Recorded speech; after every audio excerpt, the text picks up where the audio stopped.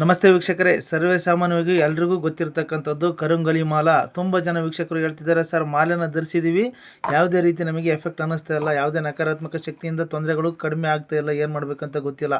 ಸ್ವಯಂ ನಿಮಗೆ ನೀವೇ ಮಾಡ್ಕೊಳ್ತಕ್ಕಂಥ ಒಂದು ಪ್ರಾಣ ಪ್ರತಿಷ್ಠಾಪನೆ ವಿಧಾನನ ಹೇಳ್ತೀನಿ ವೀಕ್ಷಕರೇ, ಮಾಡ್ಕೊಳ್ಳಿ. ಯಾವ ರೀತಿ ಅಂದರೆ, ಫಸ್ಟು ಎದ್ಬಿಟ್ಟು ಬ್ರಹ್ಮ ಮುಹೂರ್ತದಲ್ಲಿ, ಸೋಮವಾರ, ಅಮಾವಾಸ್ಯೆ ಅಥವಾ ಹುಣ್ಣಿಮೆ ದಿವಸಗಳಲ್ಲಿ ಬ್ರಹ್ಮ ಮುಹೂರ್ತದಲ್ಲಿ ಎದ್ಬಿಟ್ಟು ಸ್ನಾನಗಿನ ಮಾಡ್ಕೊಂಡು ನೀಟಾಗಿ ಪರಿಶುದ್ಧವಾಗಿ ರೆಡಿಯಾಗಿ ಮಡಿ ಬಟ್ಟೆಯನ್ನು ಧರಿಸ್ಕೊಂಡು ಇದನ್ನು ಈ ಮಾಲೆನ ನೀಟಾಗಿ ತೊಳ್ಕೋಬೇಕು. ಹಾಲು ಮತ್ತು ಈ ಶುದ್ಧ ನೀರಿನಿಂದ, ಗಂಗಾ ಜಲದಿಂದ ನೀಟಾಗಿ ತೊಳ್ಕೊಂಡು ಒಂದು ಅಭಿಷೇಕ ರೀತಿಯಲ್ಲಿ ಮಾಡ್ಕೊಂಡು ಒಂದು ನೀಟಾಗಿ ಕ್ಲೀನಾಗಿರ್ತಕ್ಕಂಥ ಸ್ವಚ್ಛ ಬಟ್ಟೆಯಿಂದ ಒರೆಸ್ಕೊಂಡ್ಬಿಟ್ಟು ಇದನ್ನು ಒಂದು ಪೂಜೆನ ಸಲ್ಲಿಸ್ತಕ್ಕಂಥದ್ದು ವೀಕ್ಷಕರೇ. ಯಾವ ರೀತಿ ಅಂದರೆ, ಈ ಒಂದು ತಗೊಂಡು ಅದೆಲ್ಲ ಒರೆಸ್ಕೊಂಡು ಕ್ಲೀನಾಗಿ ಆದಮೇಲೆ ಒಂದು ಬೆಳ್ಳಿ ತಟ್ಟೆ ಅಥವಾ ತಾಮ್ರದ ತಟ್ಟೆಯಲ್ಲಿ ಈ ಮಾಲೆನ ಹಾಕಿಬಿಟ್ಟು ಅದರಲ್ಲಿ ಈ ಗಂಗಾ ಜಲನ ಹಾಕಿ ಶುದ್ಧ ನೀರಿನಿಂದ ತೊಳ್ಕೊಂಡು ಆನಂತರ ಇದಕ್ಕೆ ಈ ಪಂಚಗವ್ಯಗಳಿಂದ ಅಭಿಷೇಕ ನಡೆಸ್ಕೊಂಡು ಹಾಲು, ಕುಂಕುಮ, ಚಂದನ ಮತ್ತು ಬಿಳಿ ಅಥವಾ ಕೆಂಪು ಹೂಗಳನ್ನು ಹಾಕಿ ದೀಪ ಧೂಪ ಹಚ್ಚಿ ಬೆಳಗ್ಗೆ ಒಂದು ನೈವೇದ್ಯನ ಮಾಡಿ ಒಂದು ಪೂಜೆನ ಮಾಡ್ತಿರಲ್ಲ, ಆ ರೀತಿಯಾಗಿ ನಿಮ್ಮ ಇಷ್ಟ ದೇವರ ಮುಂದೆ ಕೂತು ಅಥವಾ ಶಿವನ ವಿಗ್ರಹದ ಮುಂದೆ ಕೂತ್ಕೊಂಡು ಬ್ರಹ್ಮ ಮುಹೂರ್ತ, ಸೋಮವಾರ, ಅಮಾವಾಸ್ಯೆ ಅಥವಾ ಹುಣ್ಣಿಮೆ ದಿವಸಗಳಲ್ಲಿ ಅಮೃತ ಸಿದ್ಧಿಯೋಗ ಇದ್ದಾಗ ಬ್ರಹ್ಮ ಮುಹೂರ್ತದಲ್ಲಿ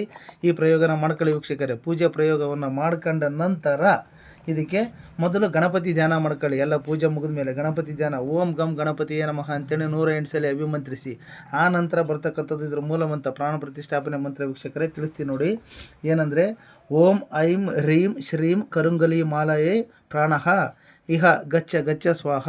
ಮತ್ತೊಂದು ಸಾರಿ, ಓಂ ಐಂ ಹ್ರೀಂ ಶ್ರೀಂ ಕರುಂಗಲಿ ಮಾಲಾಹೈ ಪ್ರಾಣಃ ಇಹ ಗಚ್ಚ ಗಚ್ಚ ಸ್ವಾಹ. ಈ ಮಂತ್ರನ 1008 ಬಾರಿ ಬ್ರಹ್ಮ ಮುಹೂರ್ತದಲ್ಲಿ ಈ ಮಂತ್ರ ಹೇಳ್ಕೊಂಡು ಈ ಕರುಂಗಲಿ ಮಾಲೆಗೆ ಪ್ರಾಣ ಪ್ರತಿಷ್ಠಾಪನೆಯನ್ನು ಮಾಡ್ತಕ್ಕಂಥದ್ದು ವೀಕ್ಷಕರೇ. ಪ್ರಾಣ ಪ್ರತಿಷ್ಠೆ ವಿಧಾನ ಸಂಪೂರ್ಣವಾಗಿ ಮುಗಿದ ನಂತರ ಇದನ್ನು ಧರಿಸಿಕೊಳ್ಳುವಾಗ ಓಂ ರಕ್ಷ ರಕ್ಷ ಕರುಂಗಲಿ ದೇವತಾಯ ನಮಃ. ಮತ್ತೊಂದು ಸಾರಿ, ಓಂ ರಕ್ಷ ರಕ್ಷ ಕರುಂಗಲಿ ದೇವತಾಯ ನಮಃ.